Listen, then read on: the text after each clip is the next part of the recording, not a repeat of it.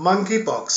और इस monkey pox को लेकर आजकल दुनिया में बहुत ज़्यादा टेरर फैला हुआ है और अमेरिका, फ्रांस समेत 10 देशों में ये फैल चुका है और बहुत जल्दी से लोग आशंका जता रहे हैं कि ये हिंदुस्तान में भी फैलने वाला है। इस तरह के आंकड़ों को लेकर लोग बड़े भयभीत हैं, लोगों के अंदर डर बना हुआ है, लेकिन हकीकत क्या है ये जानना बहुत ज़रूरी है। देखिए, आप जानते हैं अच्छी तरह से, जब भी इंसान अल्लाह की कुदरत से खेलता है, जब भी इंसान प्रकृति से खेलता है, जब कुदरत से खेलता है, तब उसका अजाब आता है। एक जांच हुई है और इसमें स्पेन के अंदर, फ्रांस के अंदर और कई मुल्कों के अंदर ये पाया गया है कि जो लोग होमोसेक्सुअल हैं, जो लोग गे हैं, यानी कि पुरुष और पुरुष के बीच में सेक्सुअल संबंध हैं, वहाँ पर इन बीमारियों का, इस बीमारी को पाया गया है।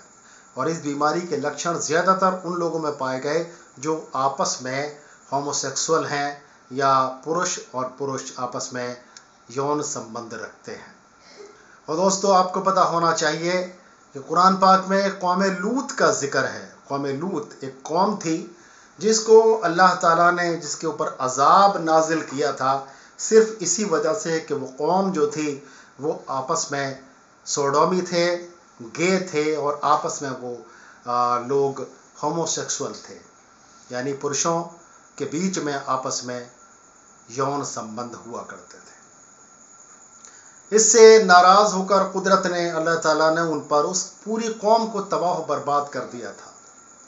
और आज यही मंकी पॉक्स की शक्ल में ये अजाब नाजिल हुआ है। जिन मुल्कों के अंदर ये इसको मान्यता दी गई है, उन मुल्कों के अंदर ये पूरी तरह से फैल रहा है और ज़्यादातर उन जगहों पर फैल रहा है जहाँ पर ये काम हो रहे हैं। इस तरह के सेंटर्स बनाए गए हैं जो आपस में होमोसेक्सुअल होते हैं। और दोस्तों, एक बड़ी अफसोसनाक बात है कि हमारे देश के अंदर जो हमारा कल्चर है, जो हमारी संस्कृति है, उसको भूलकर हमारे देश की सरकारों ने भी इसको मान्यता दे दी है। आपस में होमोसेक्सुअल लोगों को मान्यता दे दी गई है, यहाँ तक कि वो आपस में रिश्ता बनाकर आपस में जीवन यापन कर सकते हैं, रह सकते हैं, आपस में यौन संबंध बना सकते हैं। ये नहीं मालूम कि अप्राकृतिक काम करने से कुदरत नाराज़ होती है और कुदरत का कहर नाजिल होता है।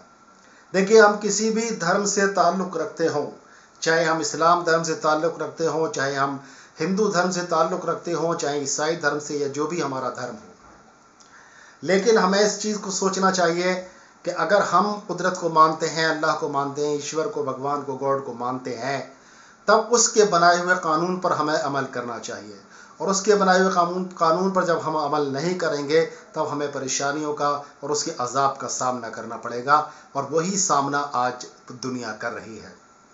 इससे पहले कि ये हिंदुस्तान में फैले, हिंदुस्तान की सरकारों को ये चेतना चाहिए, हिंदुस्तान की सरकार को चेतना चाहिए कि ना ये इस तरह के कानून बनाना बंद करें जिससे कि बेहयाई का माहौल पैदा हो।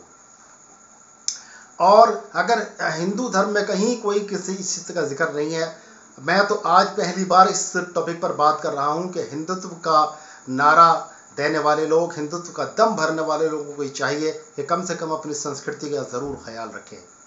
हिंदू धर्म में कहीं भी बेहयाई का और इस तरह के आपस में यौन संबंध का कोई जिक्र नहीं है। इस तरह की बेहयाई को हर धर्म में मना किया गया है, तो क्यों इसको प्रमोट किया जाए? और क्यों इसको प्रमोट किया गया? क्या फिर किसी आफत के लिए को दावत दी जा रही है? जैसे कि और मुल्कों के अंदर बेहयाई थी, हम लोग इसकी मिसालें दिया करते थे कि फला कौम बर्बाद हुई, फला कौम बर्बाद हुई, फला कौम के ऊपर अजाब आया। आज हम भी उसी अजाब का इंतज़ार कर रहे हैं। दोस्तों, ये हुई बात, एक मजहबी बात जो वाकई में सच है और सच के सिवा कुछ भी नहीं है। हकीकत में हमें उन चीज़ों से बचना चाहिए जिससे अल्लाह, भगवान, गॉड नाराज़ हो। अब बात करते हैं दोस्तों, इसके लक्षण क्या हैं। तो देखिए, लक्षण इसके पॉक्स की तरह है, जैसे स्मॉल पॉक्स होती है, काऊ पॉक्स होती है, इसी तरह से ये मंकी पॉक्स भी है। 1958 में इसमें पहला केस पाया गया था, एक बंदर के अंदर ये वायरस पाया गया था, और 2003 में अमेरिका के अंदर एक केस पाया गया था जिस आदमी के अंदर ये वायरस मिला था। इसके अंदर होता क्या है, ये बीमारी चेहरे से या हाथों से स्टार्ट होती है। हाथों के हथेलियों पर ये रैशेज़ पैदा होते हैं, चेहरे पर रैशेज़ पैदा होते हैं और ये घाव से बन जाते हैं। और कभी कभी ये इस शक्ल में नमूदार होते हैं, जैसे छाले की शक्ल में पूरे जिस्म के ऊपर आ जाते हैं। और लगभग इनका जो रूप होता है वो स्मॉल पॉक्स की तरह ही दिखाई देता है। स्मॉल पॉक्स को तो सरकारें हमारी दावा करती हैं कि स्मॉल पॉक्स को दुनिया से ख़त्म कर दिया गया है और वो स्मॉल पॉक्स का वजूद नहीं है, लेकिन आज नई नई शक्लों में ये चीज़ें पैदा हो रही हैं।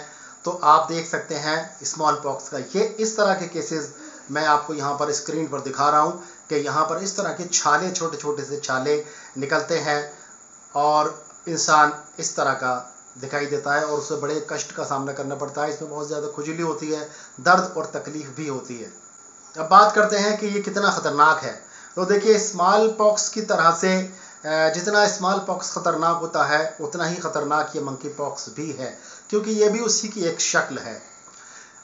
ये ख़तरनाक हो सकता है अगर ये आपके आँखों के अंदर इसका कोई रैशेज़ पैदा हो जाए, आँखों के अंदर इसके छाले पैदा हो जाएं, या गले के अंदर इस तरह की कोई परेशानी हो जाए, या कानों के अंदर इस तरह के छाले और वो निकल आएँ। तो इंटरनल किसी ऑर्गन पर इसका कोई ख़ास असर, बहुत ज़्यादा असर नहीं होता है। लेकिन फिर भी इसकी पूरी दुनिया के अंदर इसका अभी तक 1-2 केसेस मौत के भी आए हैं, जिनको बहुत ज़्यादा पूरी तरह से इनके जिस्म पर इसके असरात नमूदार हुए थे और वो 1 से 2 लोग अब तक दुनिया के अंदर मंकी पॉक्स की वजह से मर चुके हैं। तो दोस्तों, हमें सावधान रहना चाहिए और तौबा करनी चाहिए। हमें तौबा करनी चाहिए, उस अल्लाह से तौबा करनी चाहिए कि हमें कोई भी इस तरह की बीमारी ना हो जो अज़ाब के तौर पर आती है।